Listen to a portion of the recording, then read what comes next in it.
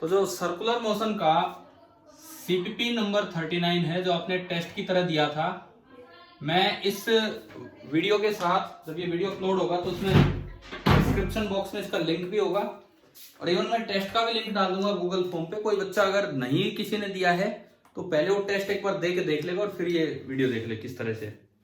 देखें question number 1 और 2। Actually first page पे पहले जो 7 सवाल हैं, यहां कोई बहुत ज्यादा अच्छी परफॉर्मेंस नहीं थी आप लोगों की, आगे फिर भी थोड़े ठीक है, लेकिन शुरू में परफॉर्मेंस थोड़ी सी डाउन गई थी। अगर मेरे पास खैर अभी वो क्वेश्चन वाइज तो परफॉर्मेंस नहीं है, बट वैसे मार्क लिस्ट है। चलो छोड़ो, मार्क्स आपने देख रखे हैं। देखिए क्वेश्चन नंबर 1 और 2 ये कहता है कि ये ओरिजिन है, ये बी पॉइंट है, ये बी डैश पॉइंट है, ये ए पॉइंट है, बीच में कोई सी पॉइंट है और वर्टिकल के साथ एंगल है alpha. First question, for what value of alpha is the acceleration of the particle directed towards upward, directed vertically upward. देखो मैंने बोला कि ये हम सर्कुलर मोशन के वो वाले क्वेश्चंस कर रहे हैं जिनमें वर्क एंड एनर्जी का कोई यूज नहीं है।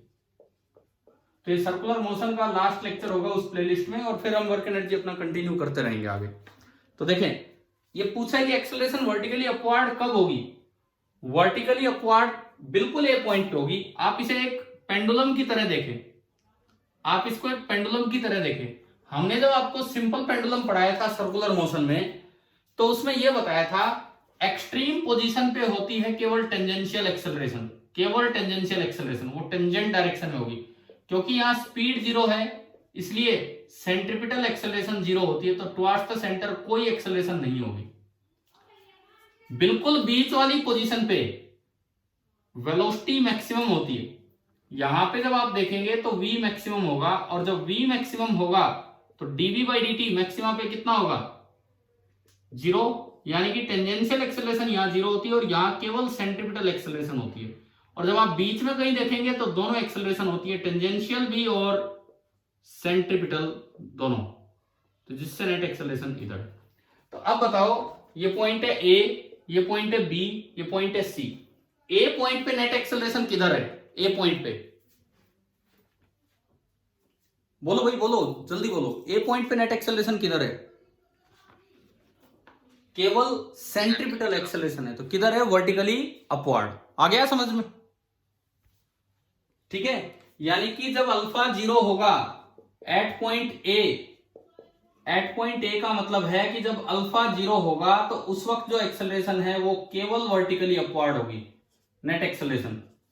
और सेकंड क्वेश्चन में पूछता है वर्टिकली डाउनवर्ड, तो वो बी पॉइंट रहा। बी पॉइंट में सेंट्रिपिटल एक्सेलरेशन तो है नहीं, ओनली टेंजेंशियल एक्सेलरेशन है, तो बी पॉइंट पे आपकी एक्सेलरेशन वर्टिकली डाउनवर्ड है, नेट एक्सेलरेशन। और इस वक्त अल्फा बढ़ते बढ़ते 90 डिग्री हो गया है, यानी कि अल्फा π/2 या 90 डिग्री पे केवल वर्टिकली डाउनवर्ड होगी और 0 डिग्री पे वर्टिकली अपवर्ड, और बीच का कोई एंगल होगे तो दोनों का रिजल्टेंट होगा। अभी बताओ क्या पहले दोनों सवाल क्लियर हो गए आपको?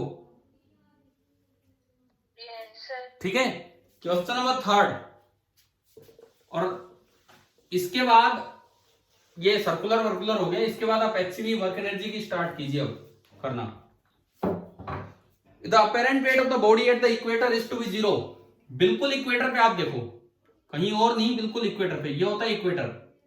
यहां कोई आदमी है, यहां कोई भी आदमी है और हम बात कर रहे हैं कि इसका अपेरेंट वेट 0 है। Then the earth should rotate with the angular velocity। तो भाई 0 क्यों होगा? असल में एक तो लग रहा होगा mg, लेकिन अर्थ अगर ओमेगा से घूम रही है तो इसका खुद का रेडियस उतना ही होगा जितना रेडियस ऑफ अर्थ है। अगर यहां कोई आदमी होता तो वो तो छोटे रेडियस में चक्कर काट रहा होता। ये मैंने पढ़ाया था ना आपको, effect of rotation of earth पढ़ाया था एक दिन, topic effect of rotation of earth on the value of g पढ़ाया था ना, ये सर्कुलर मोशन है ना।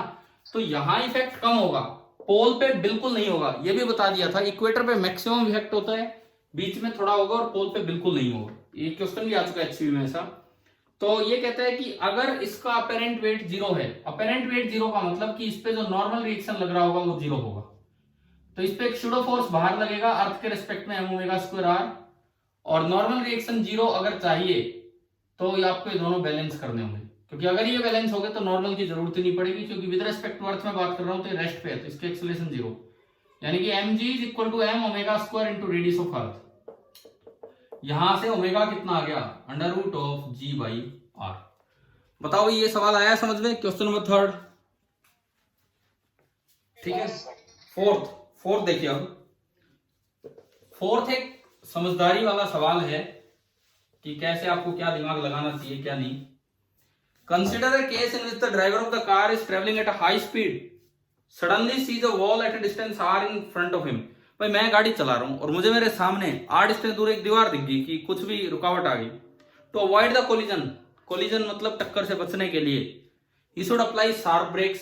शार्प ब्रेक्स का मतलब है इतने ब्रेक लगा दो कि लिमिटिंग फ्रिक्शन लग जाए, क्योंकि मैक्सिमम वैल्यू ऑफ फ्रिक्शन क्या होता है, maximum value of friction limiting, उसे ही तो बोलते थे हम लिमिटिंग फ्रिक्शन। देखो गाड़ी जब चलती है रोड पे तो स्टैटिक फ्रिक्शन लगता है कि काइनेटिक फ्रिक्शन, बताओ टायर पे। स्टैटिक, हमने पढ़ा था टायर स्लिप नहीं करता। तो मैक्सिमम वैल्यू ऑफ फ्रिक्शन का मतलब है कि लिमिटिंग फ्रिक्शन तक आप पहुंचा दो, स्लिपिंग ना हो और लिमिटिंग फ्रिक्शन तक आप पहुंचा दो। तो पहला ऑप्शन तो ये है। दूसरा कहता है कि ना भाई उसको आप टर्न कर दो, सामने कार है, मान लो रोड है पूरा, इधर भी कोई वो ग्राउंड वैसे नहीं है, पूरा रोड है, सामने अगर रोड आ गया, वो दीवार आ गई, तो आप इसको टर्न कर दो आर रेडियस में कि भाई वहां तक जाते जाते बच जाए। और तीसरे में कहता है दोनों काम करवा दो, एंड चौथे में नन ऑफ दिस। तो देखो आपको इन दोनों का कंपैरिजन करना है। अगर मान लो ये दीवार है, आप दीवार से आर डिस्टेंस दूर हैं, ये दीवार है और आप दीवार से आर डिस्टेंस दूर है, तो जैसे ही आपने ब्रेक लगाए, अगर आपने हार्ड ब्रेक्स लगा दिए तो जो एक्सेलरेशन होगी वो होगी म्यू एस इंटू जी, है ना भाई। नॉर्मल रिएक्शन एम जी, उससे limiting friction mu S into n मतलब mu S into m g, तो उससे रिटार्डेशन होगा म्यू एस इंटू जी। अब आर डिस्टेंस दूर है तो आपको रुकने के ज्यादा चांस होंगे। कैसे, अब देखो t बराबर 0, आपको रुकना है, जस्ट यहां तक पहुंचते पहुंचते रुकना है, बस यहां तक पहुंचते पहुंचते मुझे रुकना है। तो देखिए कितना टाइम मिलेगा रुकने में, s is equal to U T plus half A T square, s is equal to U T plus half A T square.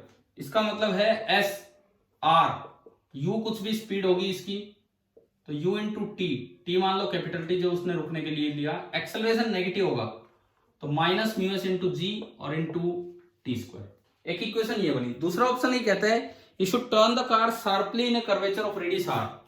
अगर वो टर्न करे आर रेडियस के सर्कल में, वो टर्न कर जाए तब भी बच जाएगा, आर रेडियस का सर्कल बस इस दीवार को टच करते हुए निकल जाएगा क्योंकि आर डिस्टेंस दूर है। ऐसे केस में उसको एक्सेलरेशन कितनी होगी, ऐसे केस में उसकी एक्सेलरेशन टुवर्ड्स द सेंटर होगी और लिमिटिंग फ्रिक्शन ही लग रहा होगा, और वो सेंटर की तरफ एक्सेलरेशन कितनी होगी, म्यू एस इनटू जी। क्या डायग्राम आ रहा है क्या, दूसरा वाला समझ में क्या हो रहा है। पहले केस में ब्रेक लगाए तो पीछे की तरफ एक्सेलरेशन होगी म्यू एस इनटू जी, दूसरी बार उसको शार्प टर्न दिया तो सेंटर की तरफ उसकी एक्सेलरेशन होगी म्यू एस इनटू जी, और सेंटर की तरफ जो एक्सेलरेशन होती है that is equal to V square by R, और इसका वी यू है, तो this is equal to U square by are.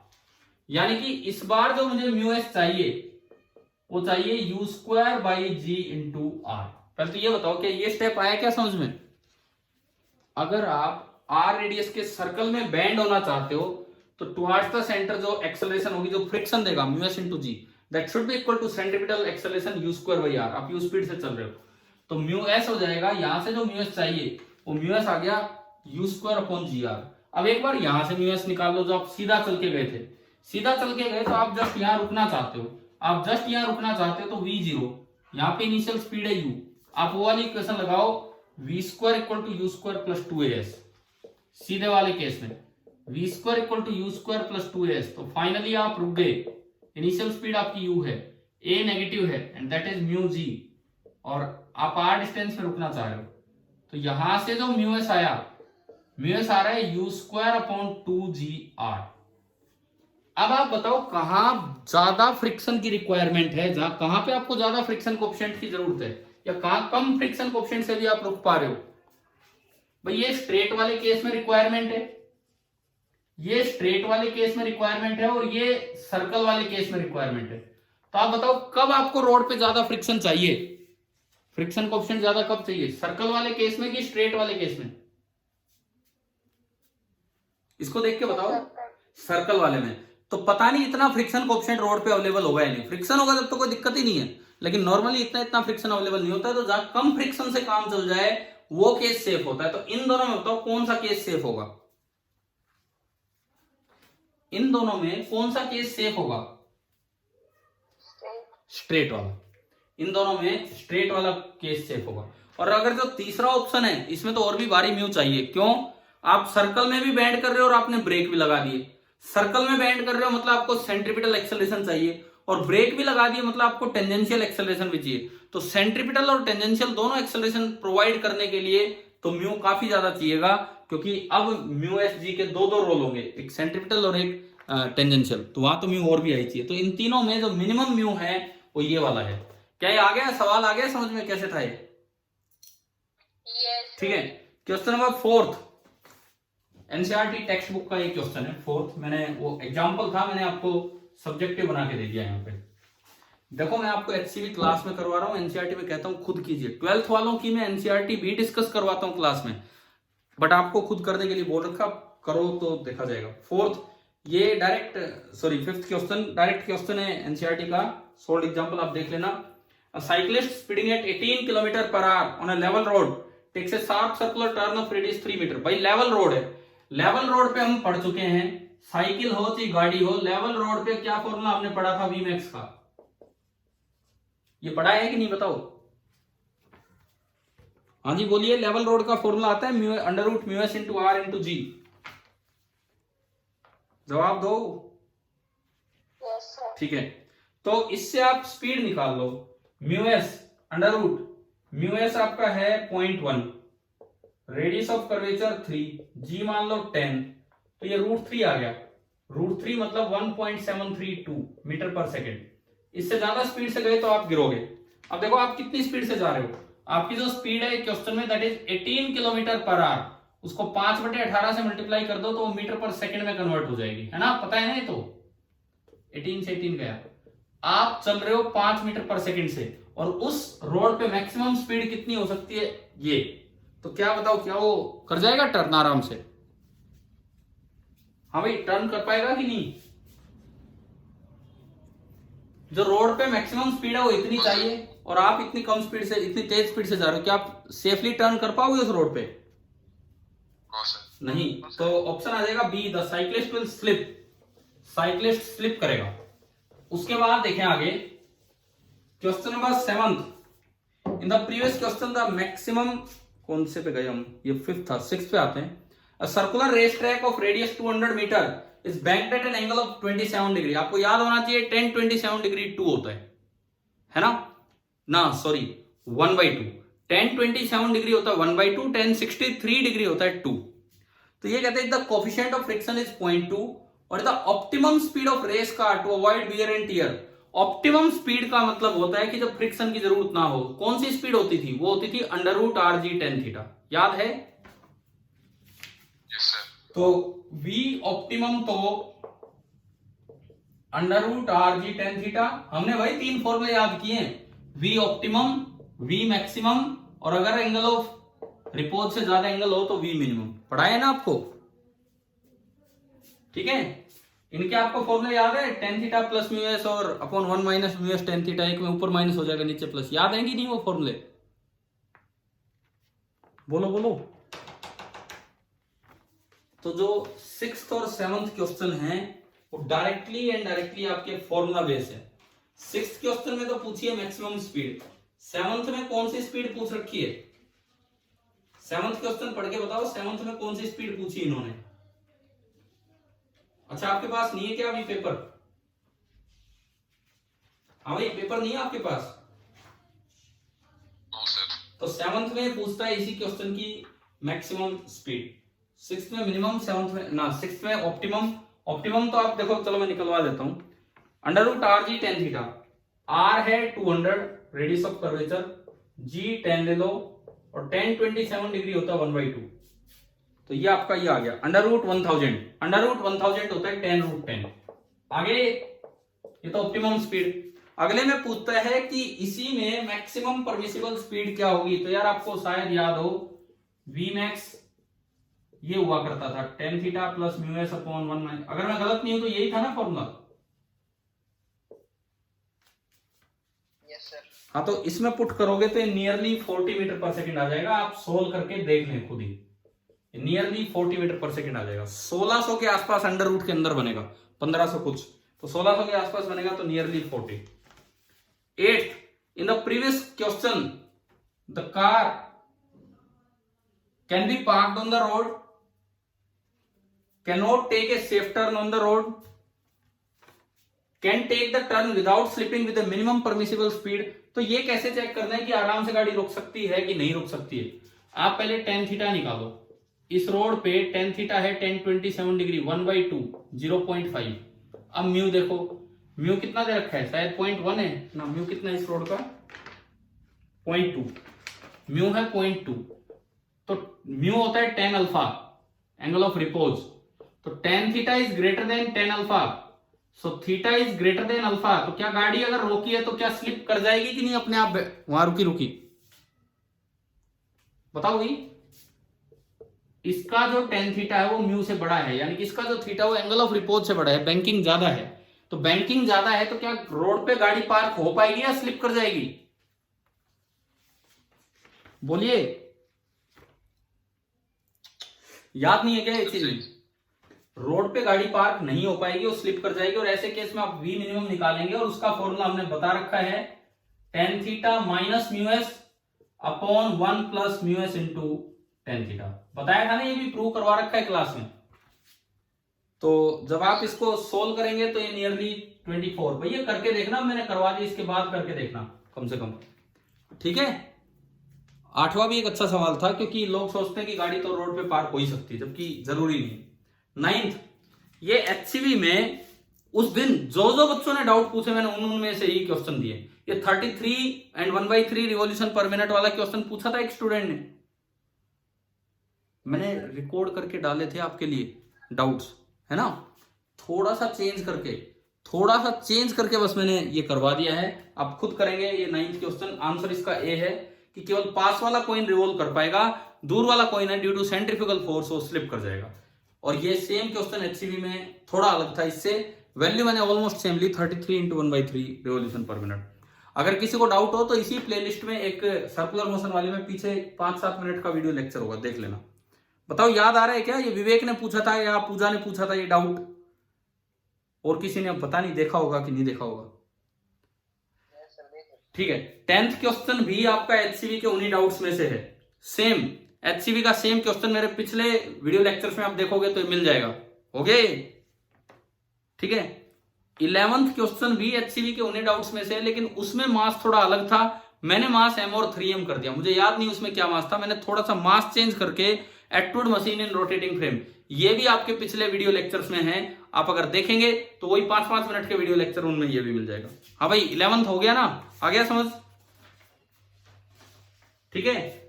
12th भी उसी का है, रोटेटिंग कैबिन में एक्टूड मशीन की टेंशन का फॉर्मूला होता था 2m1 m2 upon m1 plus m2 into g की जगह यहां ओमेगा स्क्वायर आर आ जाता है। एक्सेलरेशन जो पिछले क्वेश्चन में था उसका फॉर्मूला था m1 minus m2 upon m1 plus m into g की जगह ओमेगा स्क्वायर आर। आप देखें जरूर वो लेक्चर, अगर नहीं देखें तो उनसे हो जाएगा। 13th डायरेक्ट एचसीवी का सवाल, एक बॉडी अगर रोटेट कर रही है, एचसीवी का क्वेश्चन था जस्ट जानने के लिए कि आपने किया कि नहीं। एक बॉडी रोटेट कर रही है और आप उसको इनर्शियल फ्रेम ऑफ रेफरेंस से देख रहे हो, तो सेंट्रीफ्यूगल फोर्स कितना होगा? 0, क्योंकि इनर्शियल फ्रेम में कभी स्यूडो फोर्स की जरूरत नहीं पड़ेगी। ठीक है। 14th, ये हमने जब आपको सेंट्रीफ्यूगल फोर्स पढ़ाया वहां से दिया था। ये लिखता है कि centrifugal force is a sufficient pseudo force. खाली इससे काम चल जाएगा कब? मैं आपको याद दिलाऊं, 2 कंडीशन थी। पहली बात, जो फ्रेम है वो यूनिफॉर्मली रोटेट कर रहा हो, और दूसरी बात, उस फ्रेम के रेस्पेक्ट में जो पार्टिकल है जिसको आप ऑब्जर्व कर रहे हो वो रेस्ट पे हो। नहीं तो आपको कोरियोलिस फोर्स भी लगाना पड़ जाता है, पढ़ाया था। तो ये कंडीशंस भाई याद थी क्या पेपर में आपको? 14th का सी आ जाएगा कि पहली बात देखो, सेंट्रीफ्यूगल फोर्स तो लगेगा, पर वो सफिशिएंट स्यूडो फोर्स तभी रहेगा जब यूनिफॉर्म एंगुलर वेलोसिटी से वो चीज रोटेट करे, और उसके अंदर जो फ्रेम है वो यूनिफॉर्मली रोटेट करे, और उसके अंदर जो ऑब्जेक्ट है जिसको आप ऑब्जर्व कर रहे हो वो उस फ्रेम के रिस्पेक्ट में रेस्ट पे हो। if we are analyzing the particle at rest in a uniformly rotating frame. Question number 15, 15वें सवाल पे हम आते हैं।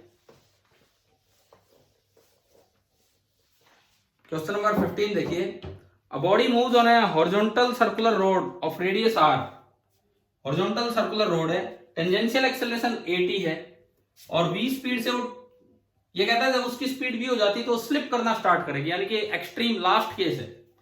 देखो उसमें दो एक्सेलरेशंस हैं, एक तो 80 है और जब स्पीड v होगी तो सेंट्रीपिटल एक्सेलरेशन है v स्क्वायर बाई r, तो जो नेट एक्सेलरेशन है वो इन दोनों का रिजल्टेंट होगा a, तो a आपका हो गया under root of v square by r का होल स्क्वायर और 80 का स्क्वायर, ये हुआ।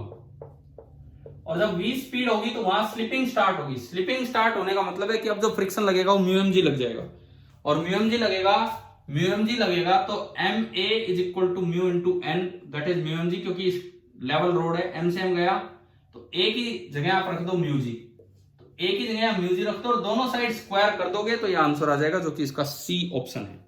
चलिए 15th भी हो गया, 16th पे हम चलते हैं। क्वेश्चन नंबर 16 देखें,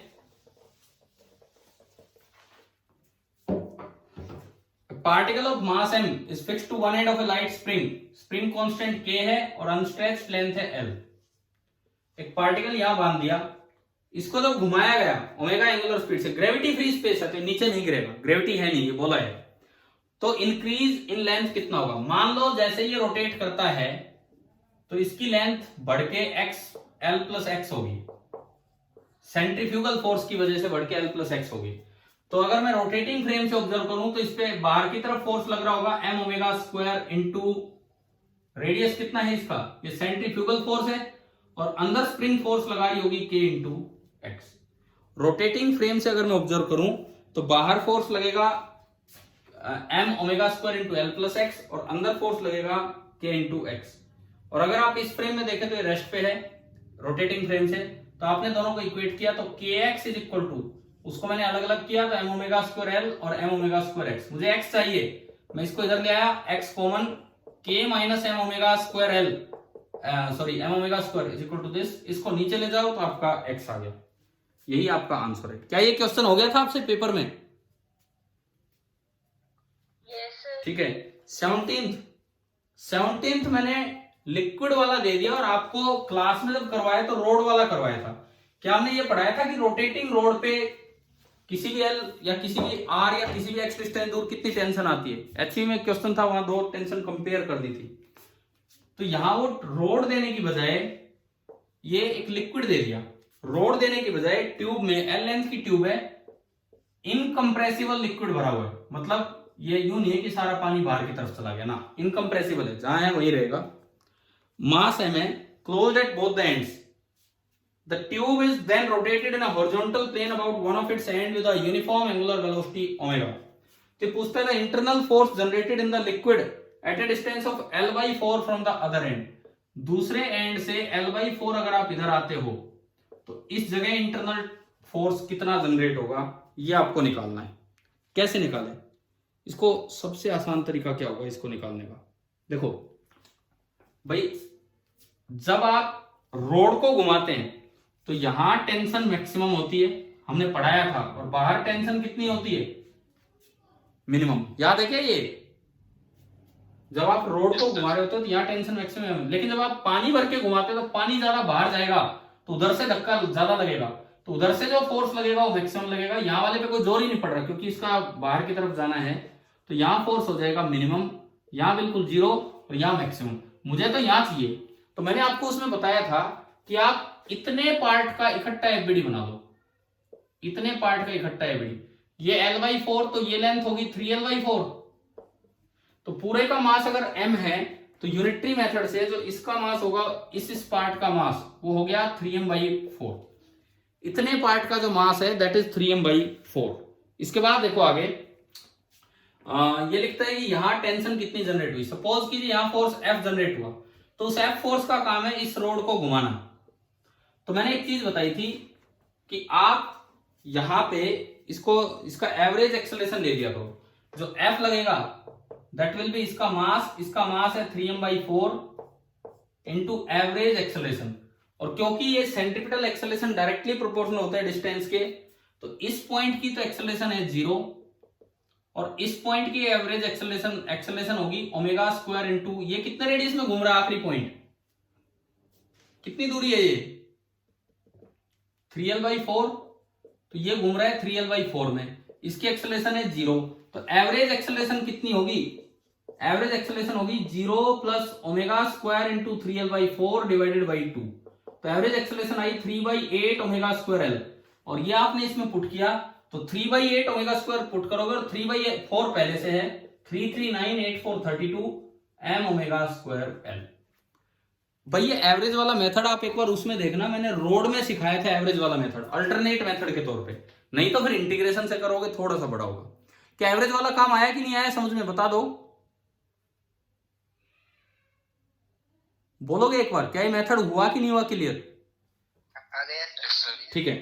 18th भी एक अच्छा सवाल है इक्विलिब्रियम पे। देखो क्वेश्चन नंबर 18 हम देखते हैं कि क्या सवाल है क्या नहीं है। इस पेपर में बहुत हाई स्कोर नहीं रहा था, लेकिन कोई बात नहीं, कम से कम आपने पेपर दिया सर्कुलर मोशन पे। अब आगे वर्क पे देखेंगे हम।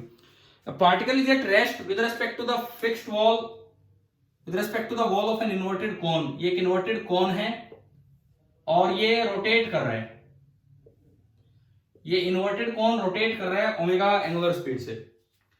स्मूथ सरफेस है, लेकिन ये पार्टिकल यहां रह के और ये इसके रिस्पेक्ट में रेस्ट पे है और ये खुद घूमे जा रहा है, मान लो r रेडियस के सर्कल में घूम रहा है।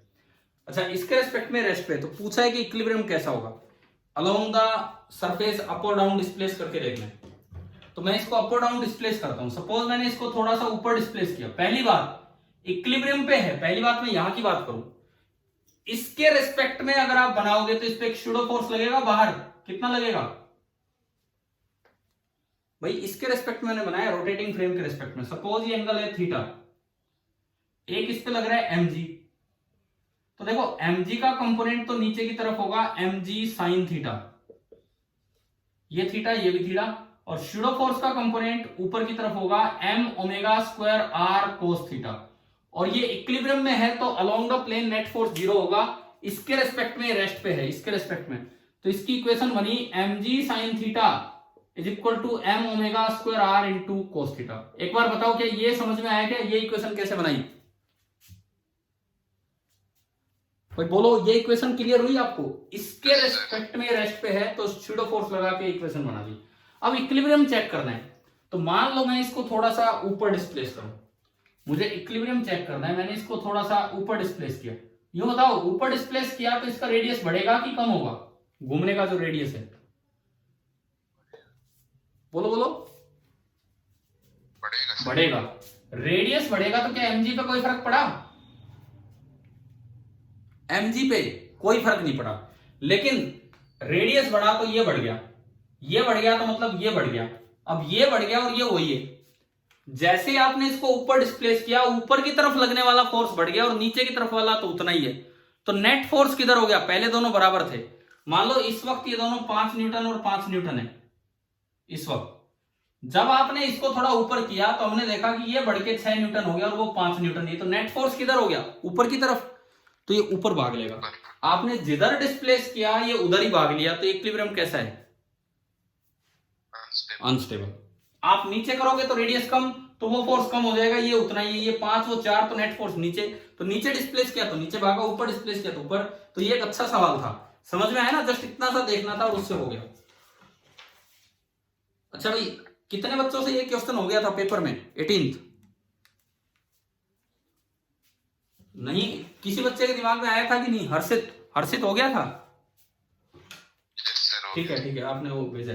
चलिए आगे देखते हैं, बहुत अच्छी बात है अगर ये इस तरह से क्वेश्चन हो जाते हैं तो। 19th केवल फॉर्मूला बेस्ड, केवल फॉर्मूला बेस्ड।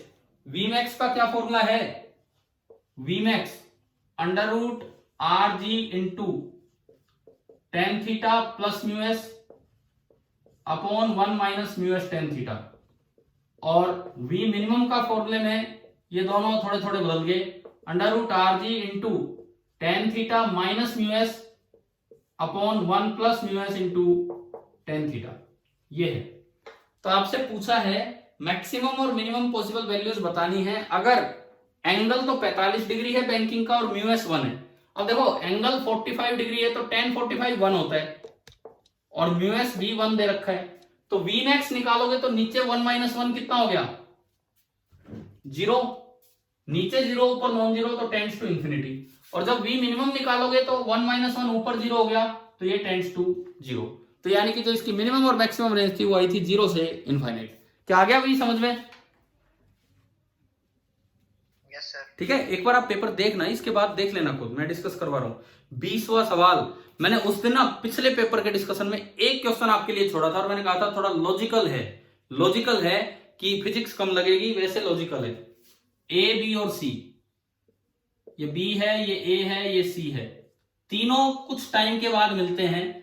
तो आज मैंने तीनों की स्पीड उस दिन वाली ली थी, ए की स्पीड 1 मीटर पर सेकेंड, बी की स्पीड 2.5 एंड सी की स्पीड है 2। बोला है कि जब ये मिलेंगे तो आज पूछा है कि ratio of distance travelled by b and a. अरे मान लो किसी भी टी नोट टाइम में मिले तो कांस्टेंट स्पीड से चलेगा, तो तब तक बी तो डिस्टेंस कवर कर लेगा 2.5 into T note and A distance cover कर लेगा 1 into T note. T note से टी नोट कट गया और ये आ गया 5/2। बताओ ये सवाल करवाया था कि नहीं पहले? Yes sir. एक दिन आपको करने के लिए दिया था, मैंने पूरा पेपर डिस्कस कर दिया था, बस एक सवाल छोड़ा था, मुझे आप लगाओ अंदाजा, और अगले दिन स्टार्टिंग में वही चीज मैंने बताई थी, तो उसी को दोबारा डाल दिया, थोड़ा आंसर चेंज करके, कभी कोई उस दिन का आंसर ना लगाया है वो। 21 maximum tension the string can bear is 324 Newton. तो ओमेगा मैक्सिमम कितना हो सकता है? आपको केवल एक फॉर्मूला लगाना था, T = m omega square L। ये यूं घूम रहे मैक्सिमम ओमेगा, तो इसकी centripetal acceleration omega square L होगी। टेंशन मैक्सिमम दे रखा है क्वेश्चन में, मास दे रखा है, ओमेगा मैक्स पूछा है, जितनी उसकी लेंथ है 0.5 मीटर, उससे आप निकालोगे तो ये जो मैक्सिमम पॉसिबल वैल्यू है 36 आ जाएगी। कर लोगे ना ये वाला सवाल? 22वां सवाल डायरेक्ट फॉर्मूला बेस्ड। क्या मैंने रोटेटिंग मेटल डिस्क वाला रिंग वाला क्वेश्चन करवाया था? कहा था कि आगे भी फिजिक्स में यूज होगा कि अगर आप एक मेटल की रिंग को रोटेट कर दो, टेबल पे रोटेट कर दो, अरे थोड़ा याद आए, इस तरह से ऊपर एक एलिमेंट मान के डी थीटा में और इंटरनल टेंशन निकलवाई थी डी थीटा बाई 2 करके, आ गया कि नहीं आया? ध्यान बोलो। तो ये वही सवाल है, बिल्कुल सेम फॉर्मूला लगाना है, T = mv²/2 यार आपको याद होना चाहिए, इसलिए मैंने सवाल दिया था। 23वां सवाल पिछले पेपर का है, सीपीपी पिछले का, उसमें एवरेज ओमेगा पूछा था, मैंने उसमें सोल्व करवा दिया था, ω0/3। आप वहीं से देखेंगे कैसे करवाया था। हाँ, इस पेपर में मैंने इंटीजर बेस्ड बना के दिया कि ω0/n लिख के दे दिया और बोला कि n बताओ कितना है, क्योंकि इस बार ये आखिरी 5 सवालों में है, तो मैंने इंटीजर बेस्ड बना के दिया। आप देखना, आपके पिछले सीपीपी में एक क्वेश्चन है, उसी को मैंने सेम रिपीट किया था। कितने बच्चों को डायरेक्ट ध्यान आ गया था कि हाँ भाई ये तो वही सवाल और n 3 आने? किसी को भी नहीं आया? किसी को भी? ठीक है, कोई बात नहीं आया तो 24वां सवाल देखिए। 24, अरे क्या सच में याद नहीं आया था? ω0/3 वाला क्वेश्चन हो चुका था ये पिछले ही सीपीपी में। 24 देखो, car goes on a circular road of radius √27 metre, its speed is increasing at a constant rate 80 1 meter per second square, starting from rest, initial speed is 0, friction coefficient is 0.2। कितनी देर के बाद car slip करना start करेगी?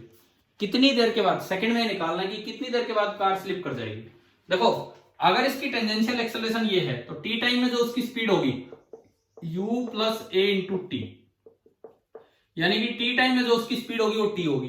तो T time में जो उसकी centripetal acceleration होगी v²/r, यानी कि t²/r होगी, t²/r, और जो टेंजेंशियल एक्सेलरेशन है वो है 1। तो आज ही वो फॉर्मूला लगाया था, आज ही वो फॉर्मूला बना था, μg का स्क्वायर = ac² + at²। करा था ना, ये किया था अभी थोड़ी देर पहले। ठीक है, आप पहले क्या करो, पहले किसी टी टाइम पे स्पीड निकाल लो, किसी भी टी टाइम पे उसकी स्पीड क्या होगी। स्पीड आ गई तो टी टाइम पे एक्सेलरेशन आ गई सेंट्रीपिटल, टेंजेंशियल एक्सेलरेशन यही है, उससे आपने नेट एक्सेलरेशन निकाला √ac² + at², और उसको μg से इक्वेट कर दो और उससे आंसर आ जाएगा। बताएं, कर लेंगे ये वाला सवाल? 24वां सवाल, ठीक है। आखिरी क्वेश्चन, लास्ट क्वेश्चन, ये मैंने सेम क्वेश्चन रिपीट किया था जेई 96 का, जो फ्रिक्शन और न्यूटन लॉ के टाइम आपको पढ़ाया था। मैं आपको याद दिलाऊं, हमने वहां निकाला था और नॉर्मल रिएक्शन निकल के आया था 3mg/8। पिछले वीडियोस में होगा, आप दोबारा देख सकते हैं। पूरा वो वाला वीडियो है जिसमें क्वेश्चन सीपीपी में डाल रखा है। ये क्वेश्चन भी बीच में शायद वहां पे आता होगा वीडियो के दौरान। और ये निकाला था नॉर्मल रिएक्शन। आपको डायग्राम से याद आ जाना चाहिए सवाल। इस बार मैंने इंटीजर बेस यहाँ पे बना के दिया, तो या जैसे आईआईटी में आया था वैसे दिया।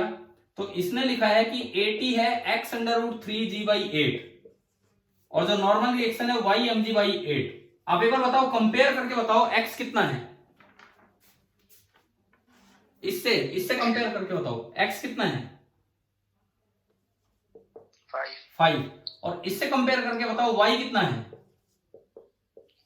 3। तो x प्लस y कितना हो जाएगा। 8। Same question. अब ये कैसे आए आप देख लेना, बिल्कुल ये का ये क्वेश्चन करवाया हुआ है। क्या आपको ध्यान आ गया ये ऐसा कुछ करवाया था हमने कि एक एंड बंधा हुआ है 60 डिग्री पे, एक इक्विलेटरल ट्रायंगल बनी थी। आप देख लोगे ना पुराने वीडियोस में। Yes sir. तो भाई ये बताओ, पेपर में काफी कुछ पीछे का भी यूज करवाया था, काफी कुछ। क्या अब आप सभी को क्लियर हो गया ये? ठीक है, ये सर्कुलर मोशन का लास्ट लेक्चर था। मैं सर्कुलर वाली प्लेलिस्ट में डाल रहा हूं और कल फिर हम वर्क एनर्जी को ही आगे बढ़ाएंगे मैकेनिकल एनर्जी के साथ। ठीक है, ओके बाय।